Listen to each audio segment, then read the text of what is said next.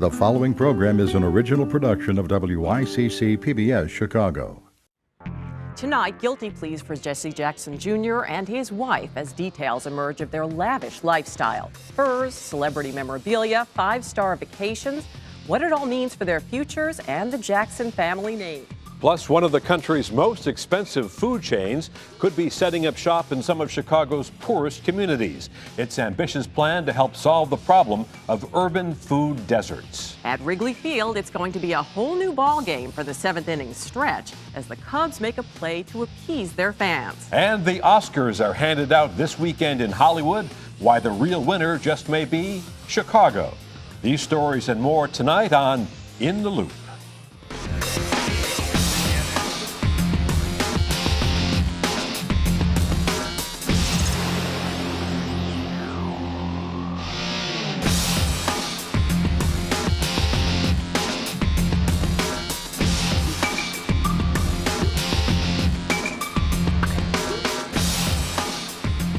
Good evening, I'm Barbara Pinto. And I'm Chris Bury. Tonight we take an in-depth look at the Shakespearean crash and burn of a rising star in Chicago politics. Jesse Jackson Jr. had it all and then seemed to throw it all away in a shocking $750,000 spending spree. An expensive watch, furs and capes, a $4,600 fedora. The list goes on. He leaves behind not only a promising political career, but also many disillusioned supporters and a contentious battle for his congressional seat. He's an embarrassment to the state of Illinois. He should be ashamed of taking all that money from these people. All corruption at its best. That's all I can tell you. Everything in Cook County has been corrupt ever since I can remember. I'm very disappointed. I thought he was a good man, and apparently he's not. I'm very disappointed. There is plenty of disappointment among Jackson's former constituents on the city's south side and southern suburbs. Many Chicagoans are asking why such a prominent figure would risk a promising political career for a luxurious lifestyle that few in his district can afford. I think he just got seduced by his power and by the arrogance of thinking that it was all right to do things this way. Dick Simpson is a former Chicago alderman who now teaches political science at the University of Illinois at Chicago. He says Jackson's misuse of campaign funds is another high-profile example of what he calls the culture of corruption in Chicago. It's reminiscent of the way Congressman Dan Rostenkowski was caught. Dan Rostenkowski actually had many more corrupt dealings and a much higher level of them. Things began unraveling for Jackson in 2008. He got entangled in the Blagojevich scandal when the ex-governor tried to sell Barack Obama's U.S. Senate seat. The House Ethics Panel investigated, but Jackson was never charged with any wrongdoing related to the scandal. But FBI agents were soon tracking unusual transactions in a Jackson bank account. Last month, Jackson's wife Sandi gave up her seat as 7th Ward alderman amid the growing investigation. She has pleaded guilty to federal tax fraud. And now the battle over Jackson's 2nd District congressional seat is heating up with a packed field of contenders. We're constantly looking at the working class people to bail us out of these problems that the rich people are getting us into. So I want to pass legislation to make sure that Social Security and the pensions are protected. My dad was self-employed, and my mom got breast cancer in her 40s. They could never get health care again. Whatever we're hearing about turning it over to Wall Street, they got us in this mess in the first place. We are not going to privatize it. I will fight that. Continue raising the age you retire is elitist, because if you're a pilot, you have to retire at a certain age, but then you're telling teachers or other people you have to work to 67 or 70, and I feel that's very unfair. In a surprise move, Toy Hutchinson dropped out of the race just 9 days before the primary and threw her support behind Robin Kelly. The primary for the 2nd Congressional District is Tuesday, February 26th. And now Charles Thomas from ABC 7. He covers Chicago politics and corruption, and he joins us now with the backstory. Welcome, Charles. Glad to be here. We're glad you're here as well. When you look at this case, I mean, more than 3,000 transactions over the course of 7 years, purchases that include everything from stuffed elk's heads to luxury vacations, Michael Jackson memorabilia, toilet paper, and dry cleaning. Should the Jacksons serve significant prison time for this? Well, I'm no judge of that. Apparently, there are federal guidelines that are going to direct the judge pretty much on who should go to jail and when. But the thing that interests me about this most is that there were clues. There were clues over the past 5-6 years that something wasn't quite right. The first one being that Jesse Jackson Jr. was paying his wife $5,000 a month to be a consultant on the campaign. You talk to other Congress members about that, and they say, I wouldn't try that in a zillion years, because that, even though it was legal, technically, they wouldn't do it because they know how damaging something like that might be politically. The other clue is that the Jacksons didn't live in the 7th Ward. Their children went to school in Washington. But what's important about it, we reported it, and we reported it many times, but voters either in the 7th Ward or in the larger 2nd Congressional District didn't seem to mind that this stuff was going on. And it was only the tip of the iceberg. When you look at what the defense lawyer said yesterday, he was starting to make a case for leniency already, mentioning the mental health issue. But when you look at the timeline, it's clear that Jackson knew he was being investigated before he went to the Mayo Clinic and acknowledged his bipolar disorder. Does that timeline sort of undermine the case that his defense is making for leniency in a prison term? Well, you'd think, and we've talked to psychiatrists who say that if a person is bipolar, they begin being bipolar in their late teens, in their 20s, and usually this is treated with pharmaceuticals, with drugs, and that's the end of it. The person goes on and lives a functional life. Apparently, he was never treated. At least that's what we're being told. The other part of it is that if he was in fact bipolar, why wasn't it treated? I think that's a question. Or why wasn't it acknowledged at some point? Why wasn't it acknowledged at some point? And is it really going to make a difference? I don't know. I think that's up to the judge to look at what the Mayo Clinic says. Now, the thing that I think Congressman Jackson, or former Congressman Jackson, has going in his favor is that the Mayo Clinic has issued this diagnosis. Are they going to get involved in Chicago political shenanigans? I doubt it. So I think I have to believe that he is, in fact, bipolar. How much it had to do with this lavish spending and some of the other behaviors, that's up to the judge. Let's talk about the race now for his seat and the newly redrawn 2nd District. I believe we have a map we can put up showing that this district now encompasses the southwest side of Chicago and then rural parts of Kankakee and Will County. It's a large district just redrawn. There are 15 Democrats, 4 Republicans now vying for this seat. How many of them really have a shot? About 3. I think 3 of them have a legitimate path to victory. That's Robin Kelly, who's getting all this money from Bloomberg, whose super PAC is basically Mayor Bloomberg of New York City, whose super PAC is supporting her. She has the air game going, and boy, does she have it going. Debbie Halverson, who ran, of course, last spring and has great name recognition, plus she has strong support in the rural and ex-urban parts of the district, where she's hoping that a lot of Republicans cross over and vote in the Democratic primary for her, particularly because she's perceived as being more conservative than the other candidates, and she's white, quite frankly. And the third candidate with a chance is Anthony Beal. Not only is he the 9th Ward alderman, he is a Democratic committee man, so you have to think he can get out the vote. Keep in mind, this is going to be won by someone, by the candidate who's able to win in this very low turnout election. In the 5th Congressional District in 2009, Mike Quigley won the primary with only 12,000 votes.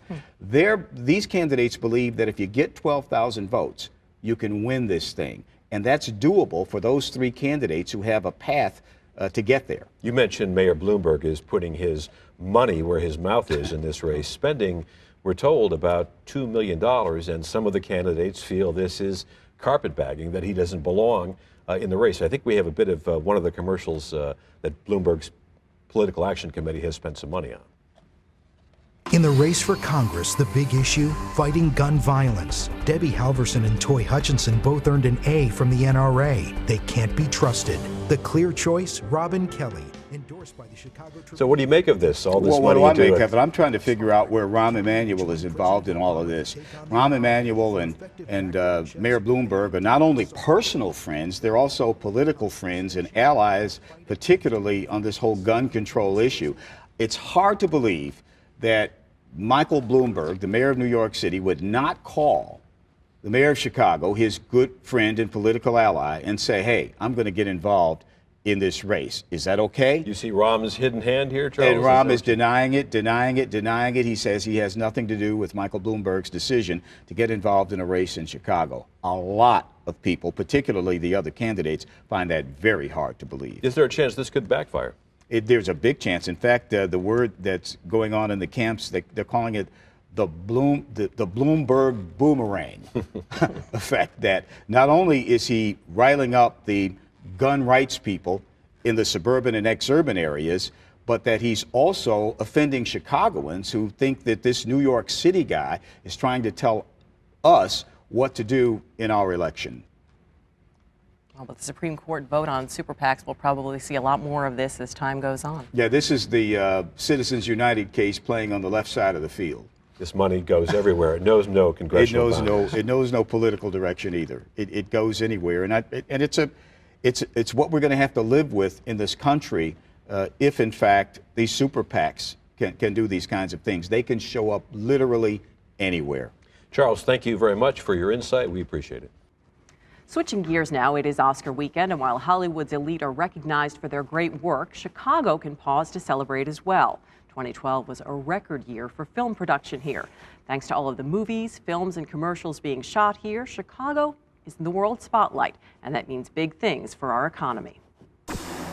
You know, I think Chicago's unique. It's certainly a great city. It has great architecture. Al Cohn knows a good shot when he sees one. The Chicago River here, it gives you a look that you really don't find in New York or Los Angeles or other cities. As a location scout, he helps bring Chicago to Hollywood, and lately he and other Chicagoans in the film and television business have been busy.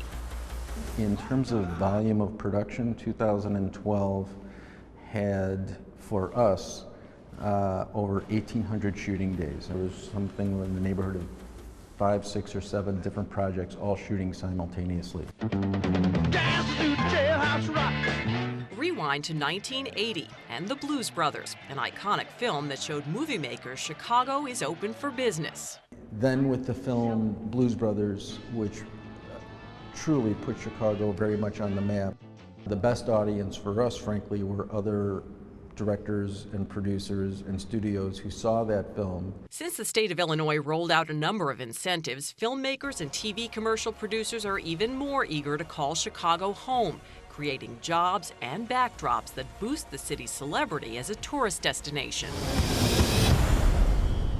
I think the increase is due to the fact that the incentive is viewed by the industry as very affordable. And I also think that success breeds success. In the past few years, we've had some very notable blockbuster productions which have cemented Chicago's place as a film destination. This particular location we used for The Breakup, Jennifer Aniston and Vince Vaughn. But we're trying to find something that was quintessential Chicago. And by the nature of this corner of Smith and Walensky's, floor-to-ceiling windows, taking advantage of the river, the Chicago architecture, you know, it's more or less, you know, you're not in Kansas, so we wanted to take advantage of that.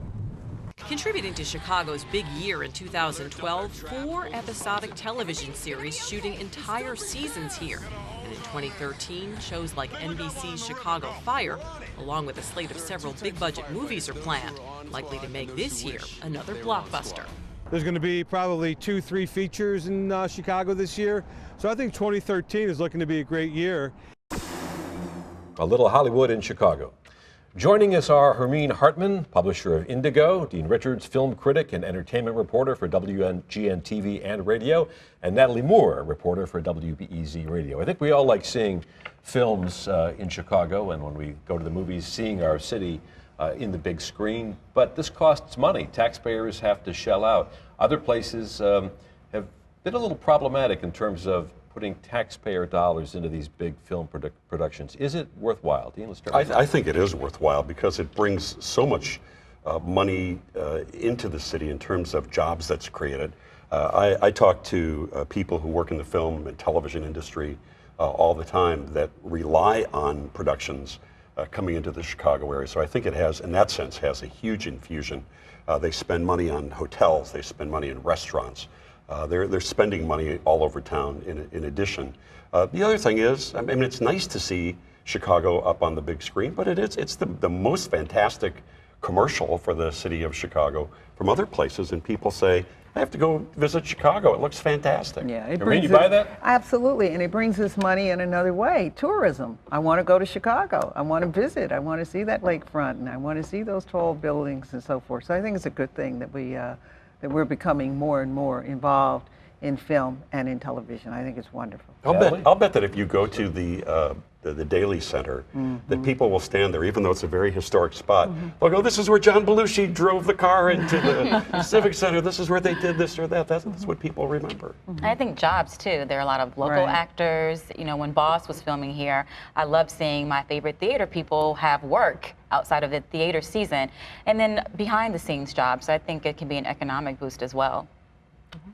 Let's talk about the Oscars. Big night coming up this weekend. I know while the stars will be wearing designer gowns on the red carpet, I'll be in polar fleece on my couch, but that's okay. We don't have the locations for Lincoln, but we certainly have the main character in one of the biggest movies up this season.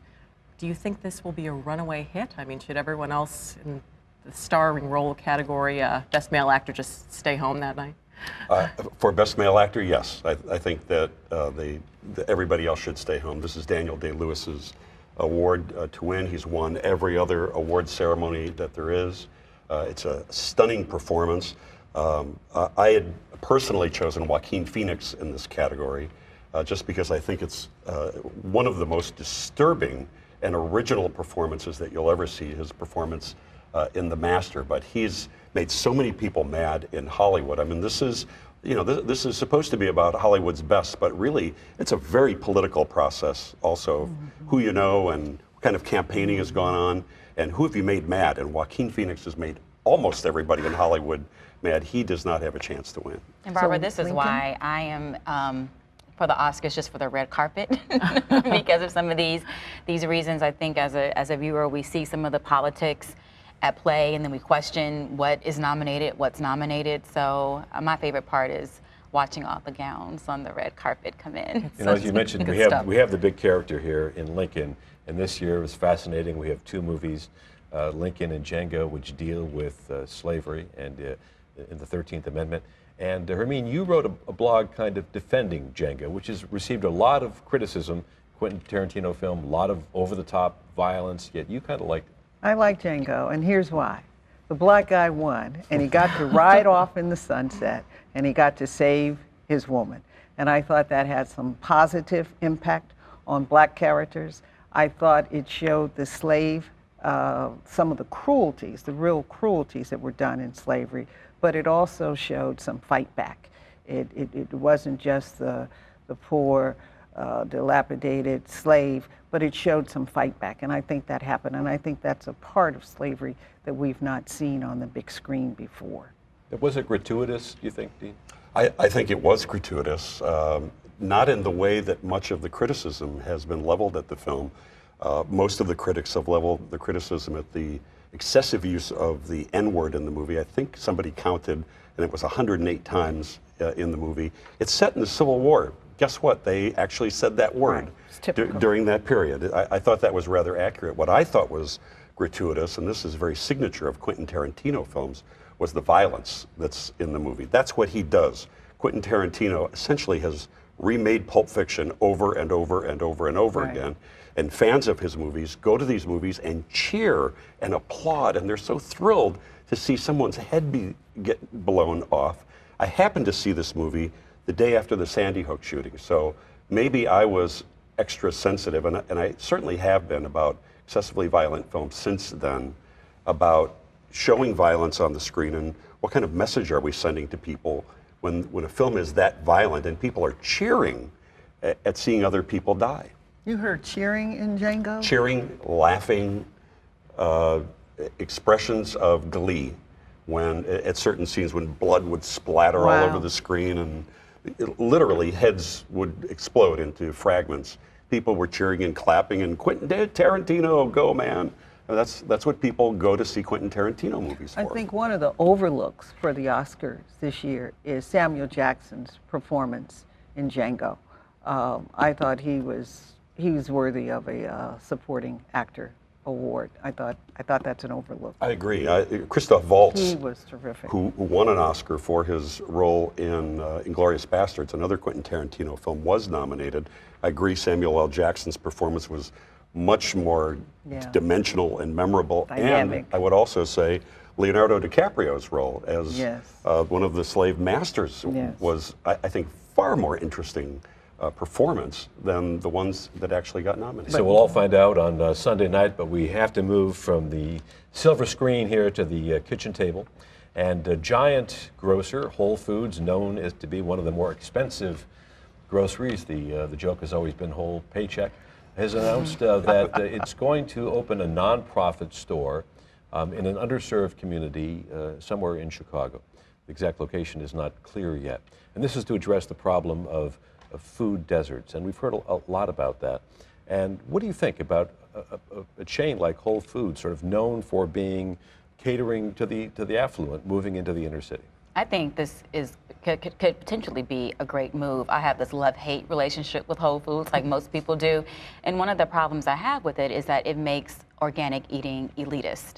And when you go into food deserts, you don't see a lot of places where you can, if you can find something healthy to eat, it's probably not going to be organic or at a same standard.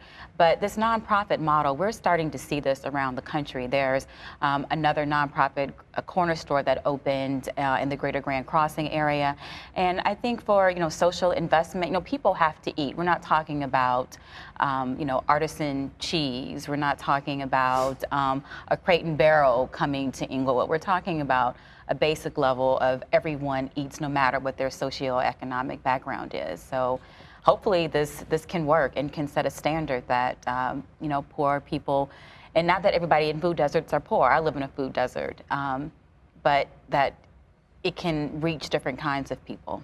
I think we're looking at a different business model, and that's what I want to see, because you're not-for-profit doesn't mean that it's not costly, but if you're bringing Fuji apples at $5 and grapefruits at $6 and $7, what does that really mean to the community? So I'm interested to see what the new business model is, because Whole Foods is expensive. I agree. I think we have to reserve our opinions on this until we actually see what they're going to do. Is it going to be like Whole Foods and priced out of this world, or are they going to take the produce that's spoiled from their stores where they can charge $7 a pound and bring it to these so-called food deserts? I'm a little bit suspicious of the whole thing, especially since the CEO of Whole Foods isn't exactly been known for his caring for people. In calling some of President Obama's plans socialist and even fascist. Here's somebody who's coming in and saying, I want to help the food deserts. I say do something, maybe give some of that money that he's making at the extravagant Whole Food stores and help bring more farmers markets into the area where there can be affordable, delicious, fresh food that's healthy for people to eat. I think Walmart has got it. I think Walmart's got it right. Their food is fresh, but it's also very, very reasonable. I think Costco's got it. I think they've got it right. That's a much different price point. It's a different price point. So, if we're saying have you tasted a $5 grapefruit lately? I don't like grapefruit, no matter how much it costs. I think Whole Foods is still a business. They know that they can't sell a bag of $7 apples. But there's no question the need is there. Exactly. But there's a huge urban ag movement that's going on in Chicago. So maybe this nonprofit model will partner with some of these urban farms, and that's where the food comes from. And when you have a nonprofit model, you're not as beholden to the stakeholders. So if you're throwing out some of the fresh food because people aren't buying it, then that's not as big of a risk if you're for profit, because you also have to change the way people have been eating in some of these communities. You just can't say, here are some great apples, but if all they've had are Flaming Hots, they don't know. So there has to be health education piece as well. But one of the things to guard against, and you have to watch this model, is that we don't get day-old food, that we don't get the spoils from downtown Whole Foods to Southside Whole Foods. You know, that has happened too. Lots to think about here. One more topic. We'll move from the kitchen table to the ballpark. Wrigley Field wants to overhaul its 7th inning stretch. They want to put in more current music instead of 80s rock. What's wrong with 80s rock? We built this city on rock and roll. Put a ring on it. They're going to be on. From your perspective, does the 7th inning stretch need a makeover, or do we need to move beyond the 80s? I was critical of the 7th inning stretch and the way that they restructured it after Harry Carey died, saying, why do I care who's singing it? Let's just do it as a fan base. But I have to say that it's grown on me, and it's fun. And the biggest thing that people love about it now is how badly will the singer do. You tune in to see how badly a job they will do on a given day. But part of the knock is that these celebrities come in and they're more interested in pitching their latest movie or book than they are in paying attention to what's going on in the field. And that has gotten some diehard fans upset. Make Chicago the anthem and be done with it. Yeah. Or let Bloomberg come in and they can do New York. I was standing next to Ozzy Osbourne the day that he did it, and even though they had the words right in front of him, he mumbled his way through the 7th inning stretch. But yet it's still one of the most memorable ones that we have. I was going to say, if you're at the game, you can't forget that. One quick question. We'll do a lightning round here. They want an anthem to play at the start of each Cub game. Is there a popular song you can think of that the Cubs should institute as their anthem? Keep on pushing. Dean, do you have one? I'm not sure. I'm just even trying to think of my knowledge of today's music, which may be lacking in it. Okay, first thing that pops in my mind, Kanye West, Click. There you go. Thank you, Hermine Hartman, Dean Richards, and Natalie Moore for joining us today. Ever wondered why the road in front of a bus stop looks different than the rest of the pavement? One WBEZ listener posed the question in this week's Curious City.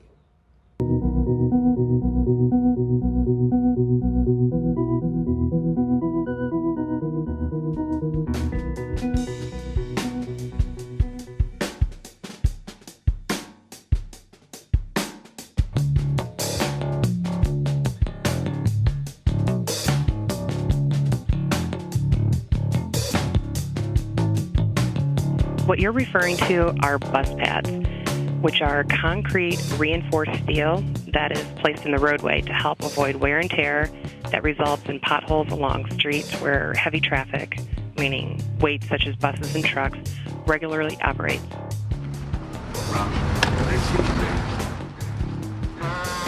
Potholes or grooved surfaces. I remember back in the day along Michigan Avenue, you'd see kind of tire ruts in certain areas. That's what these bus pads are helping to prevent.